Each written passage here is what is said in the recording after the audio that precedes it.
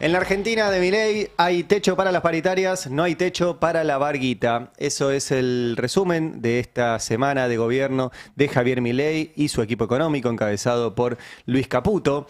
Hay que sumarle al equipo represivo liderado por Patricia Bullrich, que esta semana volvió a decirle a la población que si vos sos un evasor, no hay problema, nadie te va a preguntar qué hiciste con la guita, vení, lavala, blanqueala y está todo bien. Si sos un jubilado que cobra 350 lucas con suerte de jubilación y vas al Congreso a quejarte, te cagan a palos.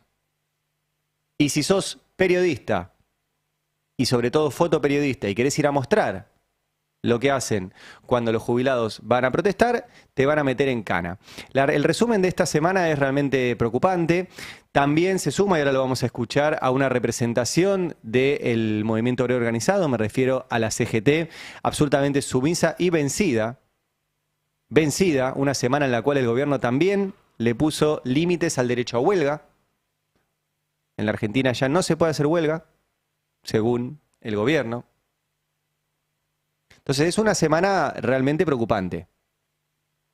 Los salarios bajan, el consumo se cae, las cosas aumentan, la industria se destroza, mientras habilitan a que la Argentina sea un paraíso para el lavado de dinero, reprimen, le pegan a los periodistas, restringen el acceso a información y la dirigencia política y sindical en Narnia.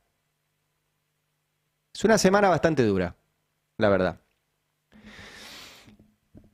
En medio de esa semana llegó el anuncio de ayer que vamos a escucharlo primero a Manuel Adorni, al vocero presidencial, hace una suerte del resumen cultural y simbólico de lo que querían anunciar. Por eso el presidente Javier Milei instruyó al equipo económico a implementar lo que hemos llamado el Plan de Reparación Histórica de los Ahorros de los Argentinos. El mismo contiene dos etapas. La primera implica todo lo que el Poder Ejecutivo puede hacer y está a su alcance, en el marco de la ley vigente. Estas medidas se aplicarán a través de un decreto que el presidente firmará en las próximas horas. Asimismo, la UIF, la Unidad de Información Financiera, adecuará su normativa al nuevo esquema. La segunda etapa consiste en un proyecto de ley para blindar a los ahorristas argentinos de aquí al futuro, frente a las próximas administraciones, porque quienes delinearon el marco normativo actual, perseguidor y expulsor, se presentan cada 4 años a elecciones. Tenemos que hacer un cambio de chip para que el Estado respete una verdad elemental. Tus dólares, tu decisión. Tus dólares, tu decisión va a ser una de esas frases que quede como el que puso dólares, el que depositó dólares recibirá dólares. Bueno, yo desde ya les aviso que no es tan así. Primero aclaro algo. De todo lo que anunció el gobierno ayer, hay muy poquito hoy realmente en el boletín oficial. Hay algunas modificaciones en la actual ARCA, ex-AFIP. Todo lo que tiene que ver con los dólares colchón, como le llaman ellos, no está todavía, así que ojota con todo eso. No hay nada de modificaciones de la Unidad de Información Financiera que ahora les voy a detallar. Pero la clave, por eso quería arrancar por Adorni, la clave es cultural y simbólica. La clave es un gobierno que quiere decirte, ahora sos más libre que ayer. ¿A quién? Esa es la clave. Nosotros no. La verdad, si vos tenías 100, 200, 1000 dólares que habías ahorrado, fuera registrado, sin registrar, lo que sea, la verdad que no te cambia mucho la vida. Le va a cambiar sí a los evasores. Le va a cambiar a los narcos. Le va a cambiar a los contrabandistas. Le va a cambiar a los que cometen delitos. Quieren lavar esa guita. Ya lo hacían. Ahora se suben los umbrales y se bajan los controles para lavar esa guita. Ayer le pregunté obviamente a varias personas especialistas en estos temas. Estaban obviamente esperando ver la letra chica, porque el diablo se esconde ahí, en los puntos y los comas de cómo redacten esto. Pero básicamente me decían que la mitad era humo, simplemente esto, decirte que vas a ser más libre de algo que no te incumbe. La otra mitad es que festejan los evasores, porque efectivamente esto habilita un blanqueo permanente de guita que no está declarada y por ende no paga impuestos. Y que ojo, repito, porque parece famoso dólar colchón, por ahora, viernes, hoy, no hay nada. La segunda cuestión es que este plan de reparación histórica de los ahorros de los argentinos también encubre que el problema de los argentinos no son sus ahorros. El problema de los argentinos hoy son los ingresos. Nuestro problema no son si tenés 1.000, 2.000, 10.000 dólares ahorrados, que en muchos casos ya no los tienen porque se los fueron gastando para su vida cotidiana. El problema de la Argentina son los ingresos, no los ahorros. El problema de la Argentina son los sueldos, las jubilaciones, los salarios, no los ahorros. El que tiene ahorros, con suerte no tiene un problema, o ya los está usando para resolver su problema real, que es que le falta guita. Lo que faltan son pesos, no dólares. Dólares falta al país, que es otra discusión. Pero a los argentinos nos falta salario real. El problema no es el ahorro. El problema es que no ahorramos. El que tiene ahorro no tiene problema. O en todo caso se lo está gastando. Y la otra cuestión, por eso resaltaba lo de la semana, es que Adorni te dice tus dólares, tu decisión, cosa que ya era así. La verdad que no eran muy estrictos los controles para aquel que lo tenía y no precedente de no producto de un delito. Pero no tenés decisión después sobre nada más. No tenés decisión sobre tu paritaria, no tenés decisión sobre tu sueldo, no tenés tu decisión sobre tu derecho a huelga, no tenés tu decisión sobre comprar medicamentos. Entonces no hay mucha decisión. ¿Por qué? Yo ayer le preguntaba a gente que se dedica a esto, bueno, si la mitad es humo y la mitad es para los evasores y para dólar colchón todavía no hay nada, ¿por qué esto? ¿Qué necesita el gobierno? Bueno, algunas de las claves las dijo el ministro de Economía, Luis Caputo, en el audio 11, ¿sí? En el audio 11, donde marcaba qué quiere que pase por lo menos con parte de esos dólares a los cuales todavía él no tiene acceso. Mirá. Los bancos están volviendo a comportarse como bancos y hoy tienen mayor demanda de crédito. El crédito ha crecido al 50% en términos reales. Hay más gente que le gustaría tomar crédito hipotecario para comprarse su casa o para comprarse un auto o para comprarse una moto. ¿Y qué es lo que sucede? Algunos bancos ya no tienen pesos. Porque, como digo, nosotros fuimos a un esquema monetario muy rígido. No emitimos pesos desde hace un año. Entonces, nosotros necesitamos, para seguir creciendo la economía a estos niveles, que están en el entorno al 6%, necesitamos que la economía se remonetice. ¿Qué quiere decir esto? De vuelta, que haya más dinero en la economía. ¿Y por qué digo dinero y no necesariamente pesos? Porque estamos en competencia de monedas y a nosotros nos da lo mismo que la remonetización se produzca en pesos o en dólares. Ayer, una de las cosas que dijeron es, si vos tenés dólares, podés llevarlos al banco y nadie te pregunte. Usalos, rebancarizalos. Parte de todo este lío tiene que ver con que si vos lo metés en un banco, ese banco después le tiene que mandar una parte al Banco Central, y es porque no tienen reservas. Y vos decís, pero ¿cómo? Si vino toda la guita del FMI y todo, ¿qué pasó? Bueno, pasó que se la siguen fumando. Este es el gráfico de reservas. ¿Sí? El FMI mandó 12.000 millones de dólares y efectivamente las reservas subieron un poquito. En el último mes ya se le fueron más de 800 millones. Más de 800 millones. Pero lo interesante de este gráfico, que les estoy mostrando y para los que están en radio se los cuento, es que tiene una línea azul que marca las reservas netas hasta hoy. Y tiene unos puntitos rojos en esa línea de tiempo que marca las próximas revisiones del FMI y cuál era el objetivo de acumulación de reservas. Si hacemos zoom simplemente en el 13 de junio, que es dentro de 20 días, hoy estamos en menos 8.800 millones de dólares de reservas netas y el 13 de junio tenemos que estar en menos 2.500. O sea que tenemos que sumar 6.000 millones de dólares en 20 días para llegar a lo acordado con el FMI. 6.000 millones de dólares. Perdimos 800 en el último mes. Era tan obvio que no iban a llegar.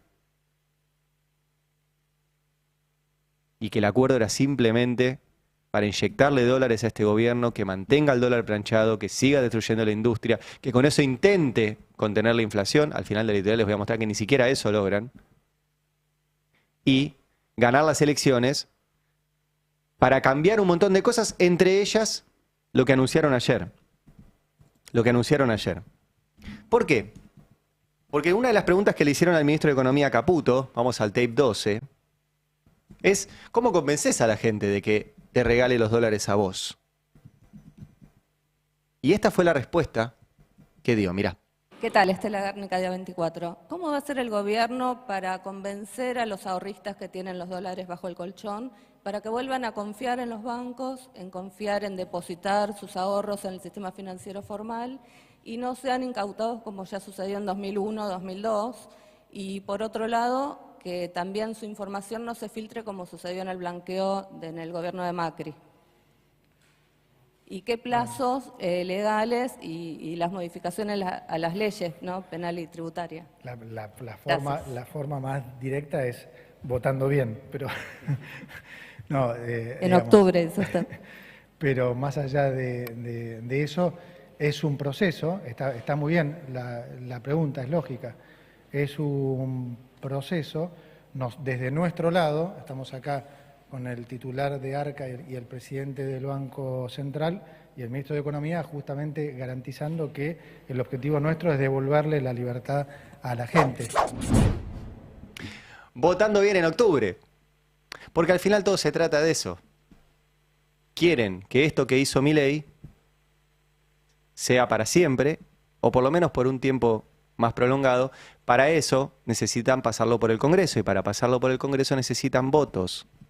Y todas estas movidas, y la guita del FMI, y la guita del Banco Mundial, y la guita del BID, y la guita de los bancos, y la guita del gobierno de Estados Unidos, todo eso es simplemente aportes electorales, que después vamos a pagar todos nosotros.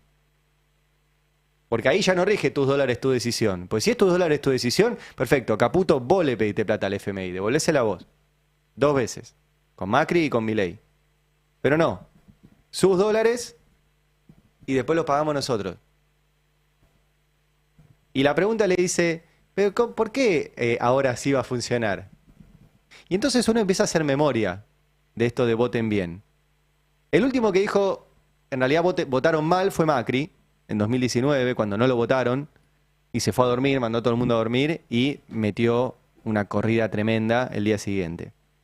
Pero si nos vamos un poquito más atrás, porque como esto ya pasó, y va a terminar mal, porque ya pasó, y lo hicieron otra vez, nos vamos a 1992, donde, con los mismos argumentos, lo decía el gobierno de Menem con Cavallo a la cabeza. Mirá esta publicación, ¿sí?, en el diario Clarín, domingo 10 de mayo de 1992. Sáquela del colchón y duerma tranquilo. Fue buena la publicidad. Sáquela del colchón y duerma tranquilo. Y era un comunicado de la Secretaría de Ingresos Públicos, Ministerio de Economía y Obras Públicas, conducido por Domingo Cavallo, que decía: hace mucho tiempo que usted ahorra en moneda extranjera, ¿no es cierto? Y claro, sucesivos gobiernos lograron, a través de décadas de inestabilidad e inflación, que muchos eligieran ese camino. Así, el destino de esos ahorros era el colchón, una caja de seguridad o, en el mejor de los casos, un depósito bancario, pero siempre fuera del circuito impositivo. Ahora hay una excelente oportunidad para que usted invierta legalmente esos ahorros, regularizando al mismo tiempo su situación tributaria. Medítelo, decídase y quédese en paz con su conciencia, por su bien y por el país. Esto que se esté leyendo se publicó en 1992. 30 años. Y vuelven a hacer lo mismo. Y la respuesta de Caputo es la misma que daba Cavallo cuando decía estas cosas. Mira, escúchenlo. Pero vuelvo a reiterar algo que es muy importante. Supimos inspirar confianza y conseguimos crédito. Primero renació la confianza en nosotros mismos. Cuando cada argentino que tenía dólares en el colchón o en una caja de seguridad decidió depositar ese dinero en un banco de aquí o lo utilizó para llevar a cabo directamente una inversión, demostró confianza en Argentina. Lo mismo ocurrió con los ahorristas del exterior o con sus administradores, sean bancos o fondos de pensión. Cuando compraron acciones de empresas argentinas o compraron bonos argentinos o hicieran préstamos a bancos o empresas argentinas, o vinieron directamente a construir fábricas o a abrir negocios en el país. La contrapartida de todos estos actos de confianza fue el crédito de que gozamos todos. Cada familia que pudo reequipar su hogar, cada empresa que pudo invertir y aumentar su actividad, el gobierno nacional que pudo reconocer y pagar viejas deudas con los jubilados, con las provincias, con los proveedores y contratistas. Todo ello fue posible porque inspiramos confianza. Era lo mismo, sacá la plata del colchón, dámela a mí, que inspiro confianza, y eso va a hacer que todo mejore. ¿Mejoró todo? No.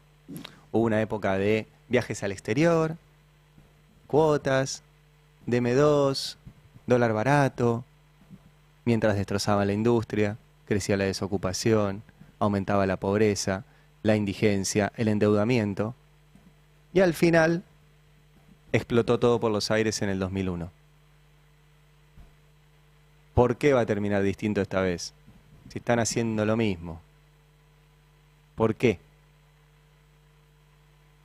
La pregunta es ¿por qué otra vez aparecen estos tipos, como si no tuviéramos memoria, como si no ya hubiéramos pasado por esto, a volver a hacer otra vez este descalabro?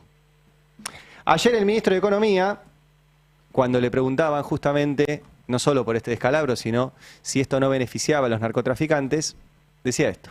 No puede, más allá de lo que ustedes están diciendo, generar la posibilidad de que esas millonarias sumas de dinero que manejan el narcotráfico, maneja la trata de blancas, se subdivida en infinitas cuentas que sabemos que exista y se blanquee. Gracias. A ver, empiezo por la última, como dijo Silvina, recién todo lo contrario. O sea, si vos sos un terrorista o un narcotraficante, esto va en contra tuya. ¿Qué más quiere un gobierno que vos registres? Es decir, si vos tenés la plata escondida bajo tierra, no hay forma de que te puedan agarrar. Si comprás algún bien registrable, pasás a ser sujeto de que te descubran. Entonces, esto en realidad es justamente, tiene, digamos, mayor fuerza en Gafi, y porque estás justamente, digamos, logrando que alguien que estaba no registrado pase de alguna manera a estar registrado. Bueno, justamente no. Lo que puede pasar es que los que cometen muchos delitos ahora se les facilite la posibilidad de blanquear esa guita porque tengan un montón de soldaditos que vayan a blanquearla sin que nadie les pregunte nada de dónde la sacaron. Y esto va en línea con lo que dijo Milei el otro día en su conversación con Majul respecto de los narcos. Mirá. Es lo mismo que, digamos, la ley penal cambiaria, ¿sí? Entonces, porque hay 3, 4 gatos locos que son narcotraficantes, usted va a perjudicar a más de 46 millones de seres humanos. Es una locura total. Bueno, entonces como hay 3, 4 gatos locos que son asesinos, no penemos el homicidio. Como hay 3, 4 gatos locos que son chorros, no penemos el robo. Total, ¿por qué nos tratan a todos los argentinos de asesinos si son poquitos los asesinos? 1.800 asesinatos hubo el año pasado. Somos 47 millones. ¿Por qué a todos nos rige el Código Penal como si fuéramos todos asesinos? Eliminemos la figura del asesino del Código Penal, eliminemos el homicidio. Total, son muy poquitos. ¿Por qué a todos nos tratan así? Así es ridículo lo que están planteando. Las leyes existen para todos y se sanciona al que no la cumple. No es que eliminás la ley y entonces vos podés saber quién no la cumple.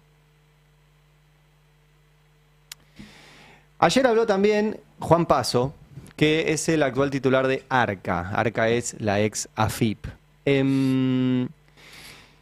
entre otras cosas habló de la derogación de los regímenes de información. Esto es un dato clave porque no solo para modificar la ley y todo eso tiene que pasar por el Congreso, pero si el Estado no tiene información, no sabe dónde ir a buscar. Ese es el verdadero problema, o uno de los tantos problemas de todo esto que están haciendo. Es un Estado bobo, un Estado que no sabe. Bueno, así lo explicaba Juan Paso, el titular de la AFIP, que es la que debería saber. Mirá.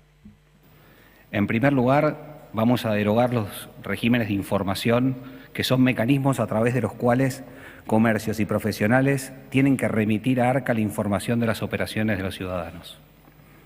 El primero, y quizás el más importante, es el régimen informativo para compras con tarjeta de débito, crédito y billeteras virtuales para consumos personales.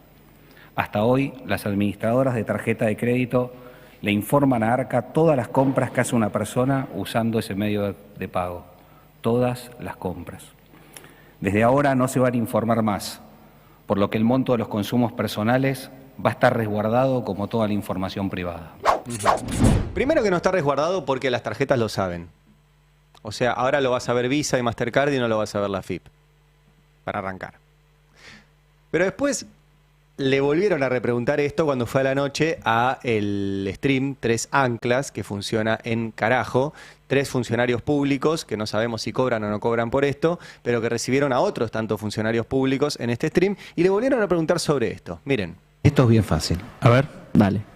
Hasta 50 millones de pesos por mes no va a haber intercambio de información con ARCA. ARCA no va a tener intercambio de información. No vamos a tener quilombo, gordo. Bien, estamos perfectos. O sea, si yo gano un palo, pero gasto 5 con tarjeta, no pasa nada. No pasa nada. O sea, si ganás un palo y gastás 5 veces lo que ganás con tarjeta, dice el titular de la AFIP, no pasa nada. Bueno, consejo para monotributistas, pásense a la categoría más baja, cobren poquito facturado, el resto todo en negro, lo depositan, lo usan con la tarjeta y no pasa nada. Eso dice el titular de la AFIP. Está llamando a la no registración, no a la registración. A que circule un montón de guita sin ningún tipo de control. No pasa nada, dice. Y es muy interesante lo que dice Juan Paso, porque además de todo esto, de dejar al Estado a ciegas,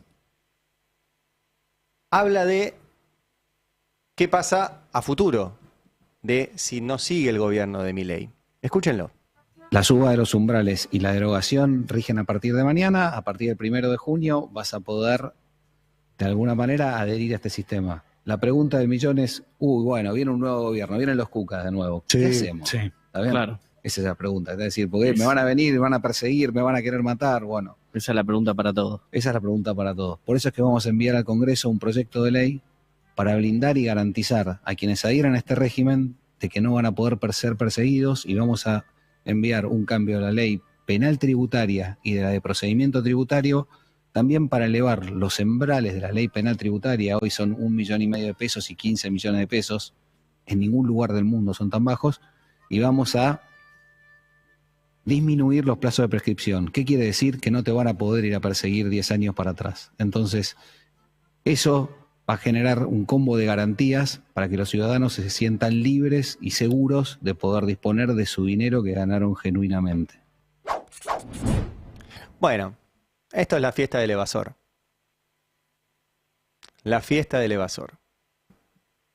Un gobierno que te dice, va a intentar cambiar la ley, veremos cómo le va en el Congreso, pero que te dice que va a prohibir cualquier tipo de investigación sobre los evasores o sobre todos aquellos que tengan dinero producto de delitos, la evasión es un delito, y que no se pueda explicar para cualquier gobierno que venga.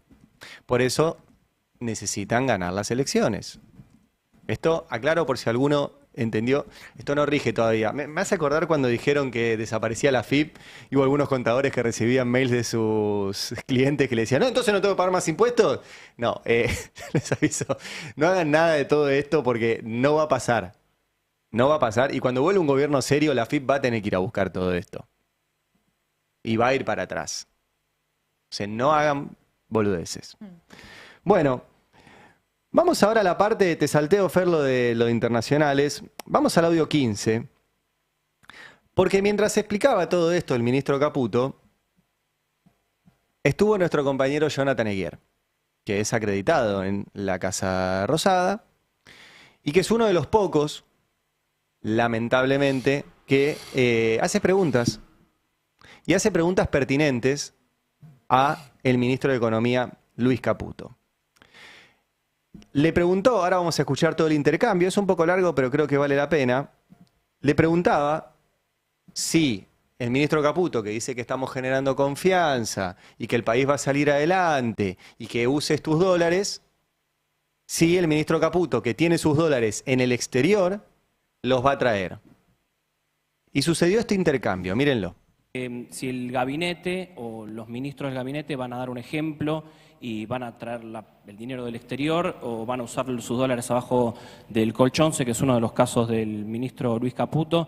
Quería saber si esta Argentina de Milei, un ministro que tiene dólares abajo del colchón, los usaría en este régimen, en este gobierno. Porque estás diciendo un nivel de disparate. A ver. O sea, ¿de qué estás hablando? O sea, no, hablo de. No tiene que ver con. ¿Vos decís que yo tengo dólares abajo del colchón? No, hablo del gabinete. No seas irrespetuoso, entonces. No, hablo de. A ver, sí, según. No seas irrespetuoso.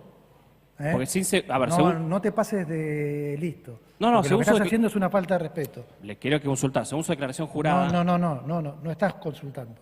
Hiciste una afirmación que es una falta de respeto. Te estoy tratando de contestar lo que vos acabás de hacer. Vos acabás de decir que yo tenía dólares debajo del colchón. Eso es una falta de respeto total. O sea que rectificate en este instante. Hago la pregunta nuevamente.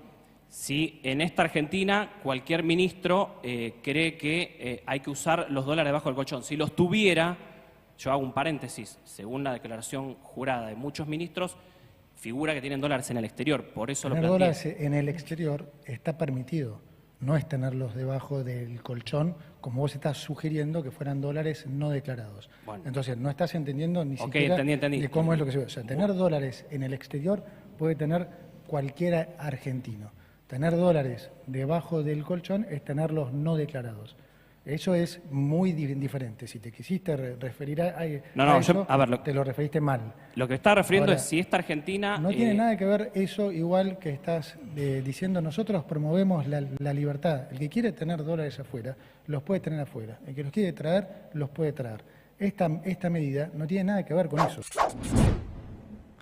Tiene tanto para analizar esto. Primero, el abrazo y la solidaridad con Jonathan Eguier, nuestro compañero, va a estar ahora en el pase y vamos a charlar con él sobre todo esto. Segundo, ¿por qué? Si el que tenía la plata bajo del colchón era un héroe que huía de las garras del Estado, es una falta de respeto decirle al ministro que tiene plata debajo del colchón. Si está diciendo que no son delincuentes, si está diciendo que está todo bien, si está diciendo que no le van a preguntar de dónde la sacó, ¿por qué es una falta de respeto preguntarle si tiene plata debajo del colchón? La verdad que no tiene mucho sentido.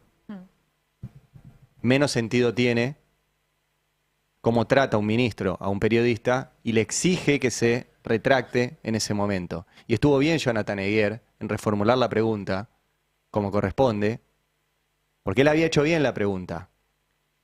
El tema es que había dicho las dos cosas, los que tienen dinero afuera y los que tienen plata bajo del colchón.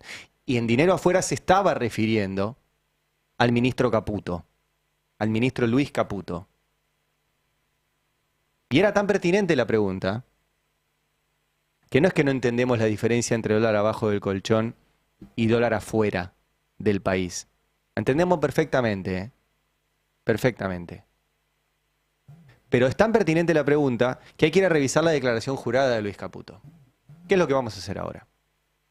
Luis Caputo, el ministro de Economía de la Argentina, según su declaración jurada, tiene el 99,99% de su plata afuera del país, de la plata líquida, ¿sí? De la plata que tiene disponible. Después tiene bienes, casas, autos, lanchas, lo que sea. Plata. El 99,99% de su plata líquida afuera, según la última declaración jurada presentada. En el país declaró 64.000 pesos, 64.947. Ni el bono de jubilado tiene acá. 65.000 pesos. Afuera del país declaró 2.469 millones de pesos. En pesos estamos hablando. En pesos, la declaración jurada es en pesos. No se sabe dónde está esa guita por sus declaraciones juradas. La última vez que declaró un lugar de esos depósitos, que fue a principios de 2024, o sea, apenas asumió como ministro, la guita la tenía repartida entre Isla de Man. La Isla de Man es una guarida fiscal bajo control británico, ahí en el mar, enfrente de Gran Bretaña, y en Estados Unidos, que también es una guarida fiscal. A finales de 2024 volvió a decir que tenía toda esa guita afuera, pero ya no dijo dónde. Así que no sabemos dónde está esa plata. Lo que sí sabemos es que su patrimonio en ese año del primer gobierno de Milei aumentó un 571%. Su patrimonio declarado. Declarado. Si ustedes pasan esto a dólares, el Messi de las finanzas, Luis Caputo, Deutsche Bank, consultora Anker, el número 1, el más capo de los capos, tiene 2,5 millones de dólares. ¿Posta? El Messi de las finanzas tiene 2,5 millones de dólares. Yo sé que para ustedes, para mí, eso es la estratosfera. El Messi de las finanzas argentinas, del mundo, el capo, tiene 2,5 millones de dólares. ¿En serio? Es un poco inverosímil, ministro. Ahora no sabemos cuánto tiene este año porque pospusieron la presentación de las declaraciones juradas actualizadas, por ende no sabemos cuánto va a declarar ahora. Pero es muy poco verosímil que tenga ese patrimonio y además que lo tenga todo afuera. La declarada la tiene afuera. Y la otra no sabemos. O sea, el tipo que dice, usa tus dólares abajo del colchón, ahora nadie te va a preguntar, el Estado no se tiene que meter. Él tiene toda la guita afuera y encima una declaración jurada que es más un dibujo digno del Museo de Bellas Artes que una declaración jurada. Es muy extraño. Yo pregunté en el mundo financiero, gente que conoce a Caputo, le digo, che, ¿Caputo en serio tiene este patrimonio? Agregale ceros atrás, me dijeron. Dale.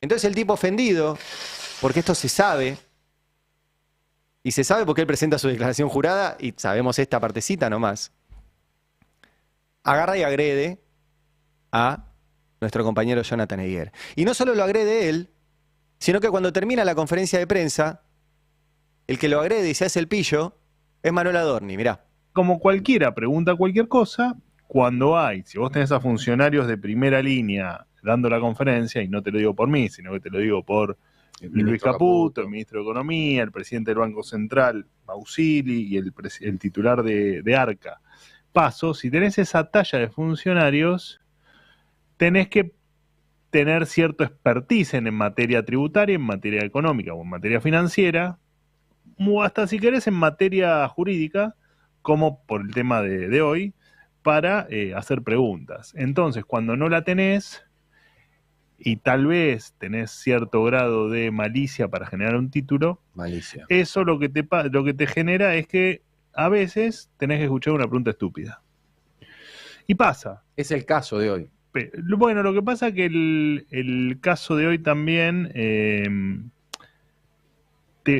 no es que te mancha ni mucho menos, pero le quita por un minuto profesionalismo a la escena, ¿no? A la exposición de un ministro de Economía y de lo relevante que era el anuncio. Pero bueno, tal vez sirva para que preguntes cuando tengas alguna noción más profunda del tema en cuestión. Esto lo dijo Neura y dijo lo mismo, exactamente lo mismo cuando terminó la conferencia de prensa con Jonathan Eyguer ahí. Varias cosas. Primero, hace poquito circuló la historia académica de Manuel Adorni, que anda diciendo que los demás no tienen conocimientos. Bueno, se le complicaban las materias económicas. Un 2 en microeconomía, un 2 en macroeconomía, un 2 de vuelta en macroeconomía, un 2 de vuelta en macroeconomía, un 2 de vuelta en macroeconomía, un 2 en administración, un 2 en matemática, un 2 de vuelta en matemática, un 2 en finanzas públicas, un 2 en historia económica y social. No le iba tan bien, qué sé yo. Después se pasó a la UADE, que supongo que si tenés la cuota al día, por ahí ese 2 puede levantar un poquito. Pero además, la pregunta de Jonathan Eyguer era absolutamente pertinente. Porque el ministro de Economía de la Argentina tiene toda su guita declarada, y la declarada, toda afuera. Ojalá que en la próxima declaración jurada, cuando la presenten, esa guita esté acá. Lo contaremos.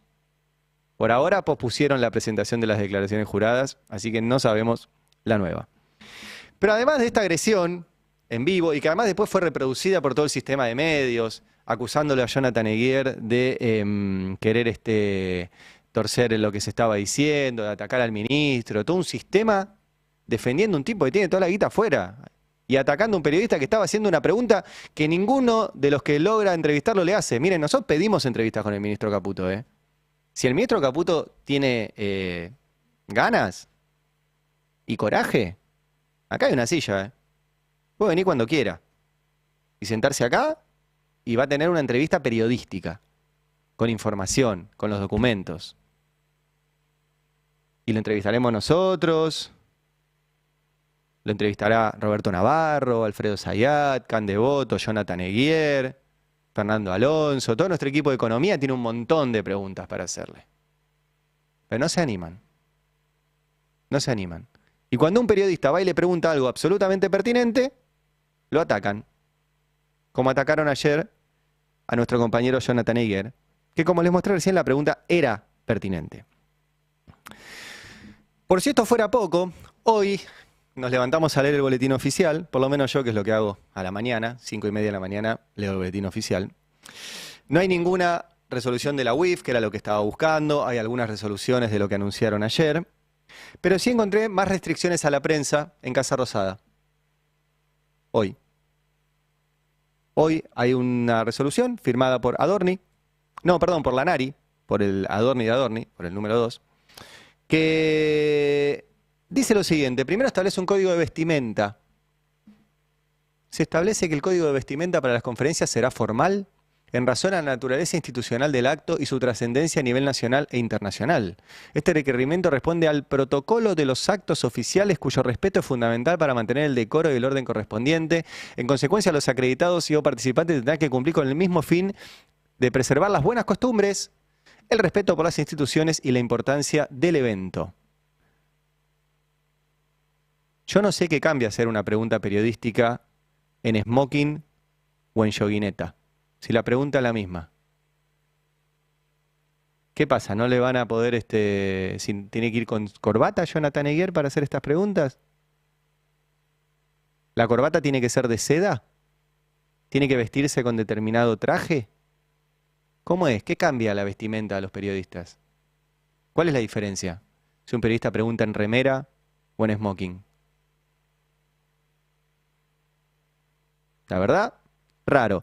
Y esta podría parecer boluda, pero hay otra grave, que es que empiezan a limitar la toma de imágenes en un edificio público, que es la Casa Rosada. Prohibiciones expresas, falta grave, dice el documento que publican hoy. En espacios no autorizados especialmente al efecto, a tal efecto, se encuentra prohibido transmitir en vivo, registrar imágenes o videos, tomar fotografías o ingresar. La falta de cumplimiento a esta prohibición importará una falta grave.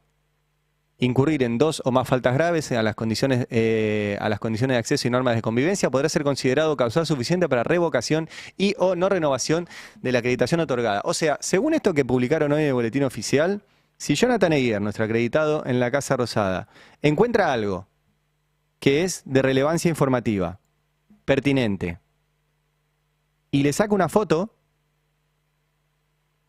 por no estar autorizado especialmente al efecto, le pueden prohibir el ingreso a la Casa Rosada. Mira vos. Perdón, esto lo firma Manuel Adorni. Después los anexos lo firma Lanari. Lo firma Adorni. Mira vos. O sea que hay que pedir permiso en un edificio público para tomar fotografías videos o registrar imágenes, estando acreditado en ese edificio público. Mira vos. Y si no, te prohíben el ingreso. Y no contentos con esto, además, hoy establecen unos criterios objetivos, según el gobierno, para ver a qué medios dejan acreditarse y a qué medios no. Y publican una tabla absolutamente ridícula, ¿sí?, con los criterios supuestamente objetivos por los cuales te van a dejar estar acreditado a tu medio en la Casa Rosada o no. Por ejemplo, la audiencia, si tenés interacciones, ¿sí?, retención, comentarios, si estás especializado, cobertura institucional previa, documentación formal, bueno, no sé, compromisos con normas institucionales, firma de declaración jurada. O sea, no tenés que hacer una declaración jurada para utilizar 50 palos en un banco, pero sí tenés que llenar una declaración jurada para ser periodista y ir a hacerle preguntas a estos muchachos a la Casa Rosada. ¿Vieron que el problema no es la burocracia? El problema es qué burocracia. Entonces, hay burocracia para el periodismo, hay menos burocracia para los evasores. Y entonces te van a, según lo que vos llenes de esta tablita, tenés que sumar puntos y el umbral mínimo de admisibilidad son 35 puntos sobre 70 que podés sumar. Si no, Adorni te deja fuera de la Casa Rosada. O sea que si no te vestís bien o si haces periodismo, que es andar mostrando cosas que alguien no quiere que se muestren, quedás afuera de la Casa de Gobierno de la Argentina. Eso está hoy en el boletín oficial. Por ejemplo, la imagen que les voy a mostrar ahora está prohibida ya. La imagen de Héctor Daer, secretario general de la CGT, ingresando a la Casa Rosada, que está tomada por un periodista con un celular, como les estoy mostrando acá, está prohibida. Afuera ese periodista de la Casa Rosada que tomó esta imagen. No sé quién es. La verdad que andaba dando vueltas en redes. Pero eso es alguien que está dentro de la Rosada, que estaba en el patio de las Palmeras y filmó. Falta grave. ¿Qué fue a hacer Héctor Daer a la Casa Rosada? Bueno, se fue a reunir con Guillermo Francos, el jefe de gabinete. Arranqué el editorial contándoles que es una semana muy dura, pues una semana donde el gobierno te dice tus dólares, tu decisión, pero tu huelga no es tu decisión, tu salario no es tu decisión y tu cuerpo no es tu decisión cuando te manifestás. En esta semana el gobierno prohibió las huelgas, siguió manteniéndole un techo a las paritarias y empezó a perseguir a los delegados y a los trabajadores estatales. Todo eso pasó esta semana. El representante del movimiento obrero tendría que ir a la Casa Rosada, recontracaliente, y salir de la Casa Rosada con todo eso derogado. Bueno, no. Héctor Daer fue a la Casa Rosada, salió y dijo esto. Están reiterando lo mismo que estaba establecido en el decreto DNU 70/23, donde se pretendía no reglamentar, sino cercenar el derecho de huelga para muchas actividades, llevándolo a prácticamente la imposibilidad de tener una medida de acción directa. Esto fue rechazado primero por amparo y después en primera y segunda instancia con fallo firme. Hoy cambiándole un rubro de lo que llaman trascendental a esencial, volvieron a sacar el mismo DNU. Para nosotros sigue vigente la suspensión y entre el día lunes y martes estamos actuando nuevamente en la justicia con respecto a este tema. Bueno, vamos a actuar en la justicia. Tranquilo, no pasa nada. Vamos a esperar a ver si algún juez se copa. ¿No? Y en realidad lo peor es que después dijo que había ido a tratar un tema de él, de su sindicato. Mirá. Está roto el diálogo con el gobierno porque distintos sectores, distintas fuentes de Casa Rosada dicen que hay diálogo permanente con ustedes.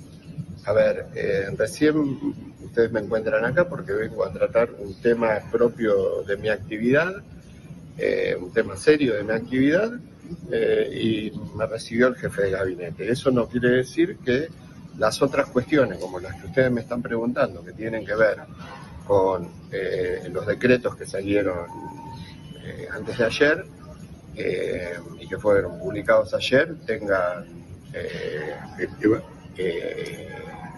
algún diálogo. O sea, al final Daer ni siquiera fue por la quita del derecho a huelga, fue por un tema de su gremio, el secretario general de la CGT. Y encima los periodistas que estaban ahí le preguntan, ¿pero va a haber alguna medida de fuerza? Y esta es la respuesta de Daer. Vamos a resolver primero que nada el tema judicial y después seguramente tendremos alguna paro no, conversación. Por ahora paro no lo evalúan. No. ¿Por qué cree que el gobierno paro general con la imposición del gobierno ya cada vez más pronunciada de 1% mensual en los acuerdos salariales, como el caso de comercio? ¿No hay clima de paro general ante este contexto y este desafío del gobierno? No, lo que va a haber son las discusiones por actividad y aquellos que puedan ir por arriba de la actividad de estos valores, porque las actividades... bueno, si lo homologa, habrá doble discusión, habrá una discusión para firmarlo y habrá una discusión para cobrar. Bueno, no hay clima de paro general. A mí me fascinan las miradas meteorológicas de la correlación de fuerzas. La correlación de fuerzas no es un fenómeno meteorológico. No es que mirás al cielo y decís, hoy da. La correlación de fuerzas es algo que se construye sistemáticamente. Y si la cabeza del movimiento obrero retrocede sistemáticamente, cede sistemáticamente y no pone lo que tiene que poner sistemáticamente, en realidad lo que está es destruyendo su propia fuerza. Y lo que se ve es alguien vencido. Vencido en sus varias acepciones. ¿Sí? Vencido de viejo. Ya no va más este tipo de dirigentes. Y vencido de derrotado. Un tipo que entra a la Casa Rosada, una semana donde se limita el derecho a huelga, se le pone techo a las sanitarias y se persigue a los trabajadores y a los delegados, y sale diciendo, vamos a ver qué dice un juez, no vamos a hacer ninguna medida de fuerza, y en realidad yo vine a discutir algo propio y no como líder del movimiento obrero organizado. Difícil así. Con techo para las paritarias, sin techo para la varguita, y habló Luis